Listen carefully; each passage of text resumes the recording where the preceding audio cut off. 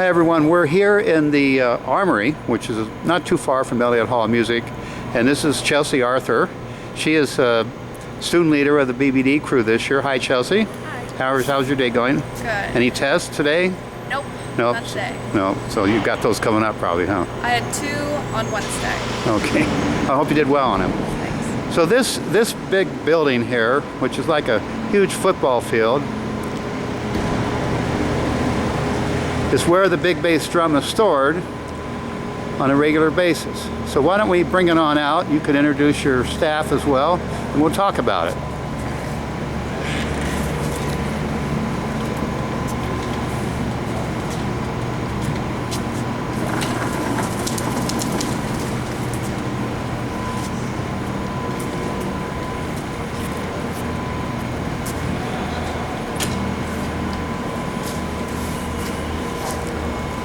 Okay, so why don't you introduce part of your crew to everyone who's watching here at Purdue Band Fan. Okay, these are 2 of my crew who didn't have class right now. And this is Ari Swartz over there. And then this is Chris McCabe over here just to my left. Okay. So tell me, we'll start with you, Chelsea. How did you get involved with the big bass drum? And did you play an instrument before? Yes. My first 2 years in the marching band, I played alto sax. And then I decided to try out for the big bass drum crew the summer before my junior year.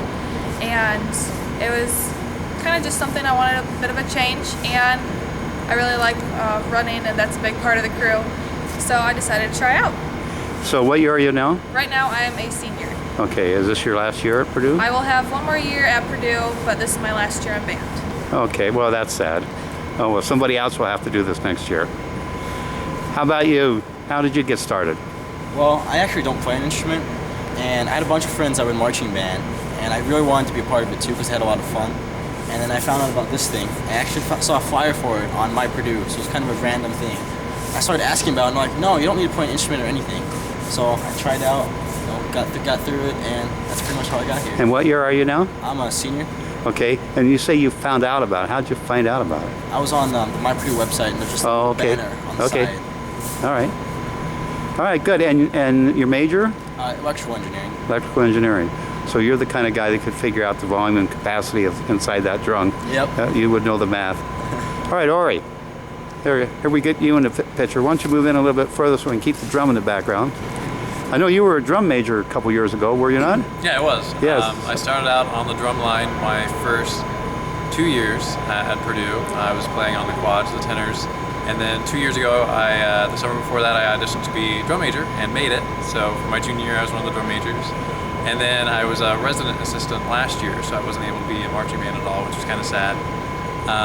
So I missed it a lot, so I'm really glad to be back this year. And just thought it'd be really cool to try out for the big bass drum crew. It's something I hadn't really considered before. And well, I'd wanted to, but I was always, really focused on playing drums or being drum major. And I thought it'd be cool to try something new. So I tried out and made it, and it's been a lot of fun. So is percussion in your background? Is that how you got started? Yes. Yeah, I started band in 6th grade at the school I went to, and I've been playing percussion the entire time ever since. All types? Yeah, snares, all types. tenors, Snares, bass? Tenors, mallets, all of it. Yeah, very Okay. well-rounded. So we'll go in reverse order now. Tell me about the tryouts to make the BBD crew. The tryouts are actually kind of the main reason I was always hesitant to try out, because they are very rigorous. We have to meet pretty specific physical standards. We have to do so many push-ups, so many sit-ups. We have to run so long in such a certain amount of time. And so you've got to be in really good shape to run with the drum. And that was kind of my biggest fear coming into it. But it all worked out. It was a lot of fun. And then there's also a public relations aspect and knowing the history of the drum. So you've got to be good with people and be sure that you can answer questions about it that people are going to come up and ask you.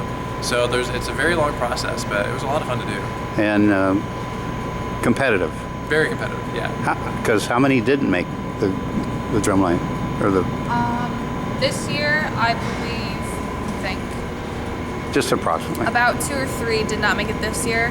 It wasn't as competitive as last year. Last year, my first year on the drum, we cut about half the people that tried out. Wow. Did you know about all the physical requirements when you first tried out? I did going into it. I actually tried out for the first time last year, but I was co-oping, so I wasn't able to make it on the crew. So I knew what was coming. I was kind of prepared for it. So did any of you, like this summer, work out or do anything special so you'd make sure that you would? Yeah. You did? Definitely.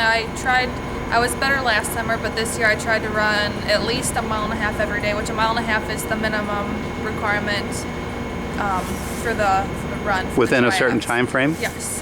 For women and men, it's different, but it's about, the minimum is about 13 minutes. You have to complete the 1.5 miles in. In 13 minutes? Yes. Was that a problem for any of you? Not really. I barely made it, but I made it. I was actually, it was just kind of a spur of the moment deal at the beginning of band camp to try out for Big Bass Drum Crew. So I actually didn't spend the summer conditioning. So that was another reason to be a little nervous. But I passed it, and I was very proud of myself and amazed with myself. Not bad. Definitely pushing it. Well, I ran for about 20 or 30 years, so I know a little bit about timing and all of that. Talk to me a little bit about the drum here. Let's start with you, Chelsea. What is this called up here at the front, and what are these people called that man this section right here? Okay, so this portion of the drum, this is the carriage of the drum, and this front bar here, that's where the two people stand, where they direct the drum, where it goes, how fast it goes, when it stops. So the person who has the position up front on the left, they are the driver, and they actually control where the drum goes. The person on the right-hand side, they are the the brakeman. Why don't you get over there?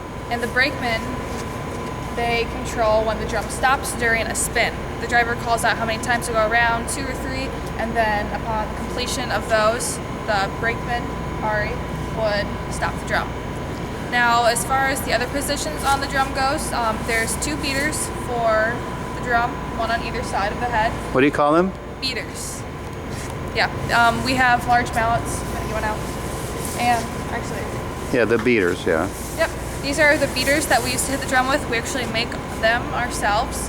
It's composed of a sledgehammer handle, some masking tape, some yarn, a lot of love and hard work, and of course fleece. And then on the back of the drum, there are 2 pushers. And they hold on to the handles here, and then they control or they aid in the stopping of the drum. So they're like the brake people? Yes. So the front crew, the driver and the brakeman. The brakeman, he brakes and they brake back here also? Yes. Okay. Yes. This is more for a forward motion stop, and the brakeman is a lateral motion stop. So does the crew rotate on each Yes. section of yes. the drum? Depending on game day staff assignments, whose family's coming into town, and their abilities on each of the positions, we switch the positions of the drum week to week. Now, what is this down here? I see we always have a lot of stuff that we can put down in there, like your extra shoes. You wear special shoes, don't you? Yes, we do wear cleats for game day. It helps us stop on the grass, just like the football players wear cleats. We wear cleats as well because we're running most of the time. And what it is down there, that's just part of the carriage, and that's where we store our beaters, our cleats, and any other bags that we might have. What do you do if you have a flat tire? I know these things have blown before. Last year was actually the first time that we blew both of the tires, and they've never popped before.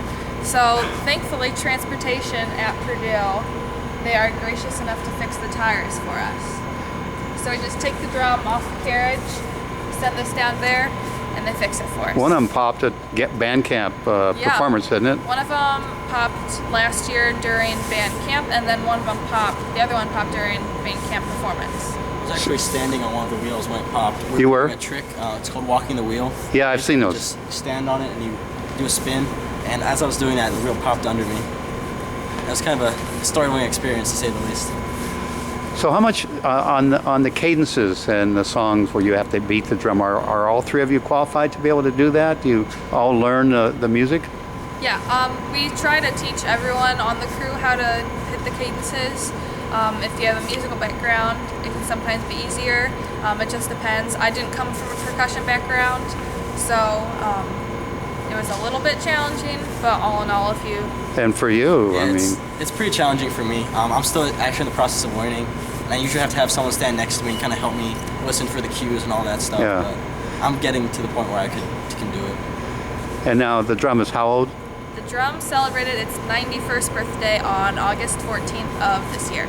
Okay, I remember, I think it was the 75th, maybe they had a special, where it says world's largest drum, they had some kind of a diagram or something up there. Yeah, unfortunately last year for the 90th we weren't able to get a different head. But So one last question, I think, or close to the last question.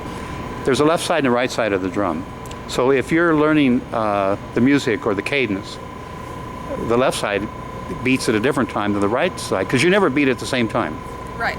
The left side, the side that's on the same side as the driver, they're the one that initiates the hits or the start of the hits or the start of the sequence. So Okay. if someone messes up or they miss it, the left side reinitiates that. Okay, that's interesting, and I guess it'd have to be that way, otherwise, who knows who would hit first. It's also helpful for learning that you know the left side's always going to be leading, so it's Yeah. kind of helpful. And you can listen for their hits, and then you know yours are coming up too.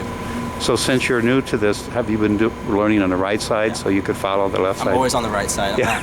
not quite to the point where I can do the left side yet. Okay, well, that makes sense. All right, well, this is interesting. I know you probably have to get the practice. Anything else you guys want to add? The drum is actually Purdue's oldest icon, older than Purdue Pete and older than the train. Just not as old as a Boilermaker, maybe. It's older than, The Boilermaker Special, probably, for sure. Yeah. but the term Boilermaker, I'm not sure. Well, it certainly is an icon, and do you know how tall it is?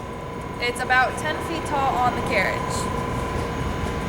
And you've had to replace this head already, haven't you? Yes, this is actually one of the new heads. Normally, they're always painted, which this head is painted, hand painted by a local artist. And in a couple years, we've had a sticker where it's been screen printed on, but otherwise, it's hand painted, and I think it looks really pretty like this. It does look nice. And in the center, you see this. I don't know if you can see it on the video, where you're supposed to hit it, right? Typically, there's contact paper on actually the face of the drum on this side, but this year we decided to put it on the back side, just so that way it looked a little cleaner on the front. Because It does. after hitting it a while, it Yeah, starts to it crack. does. And it just cracked not too long ago. I mean, the old drum came up. I have some photos of it. After a while, you'll see the contact paper start to ripple just like any other sticker that you would hit or have on a piece of paper. But if it gets too cold and if the drum head is tightened a little too tightly, then the actual head can crack, which is expensive. So these adjustments here are how you would tighten. Let's see if we get on one of them. This is how you would tighten a drum? No? Exactly. Yeah. And those are still the original lugs from They are. 1921. Wow. It's an antique. Yes. All right, well, you guys, thanks a lot. Hope you have a nice practice today, and I hope it doesn't rain too much. And appreciate it. We've educated a lot of people on the big bass drum now, hopefully. Have a good day.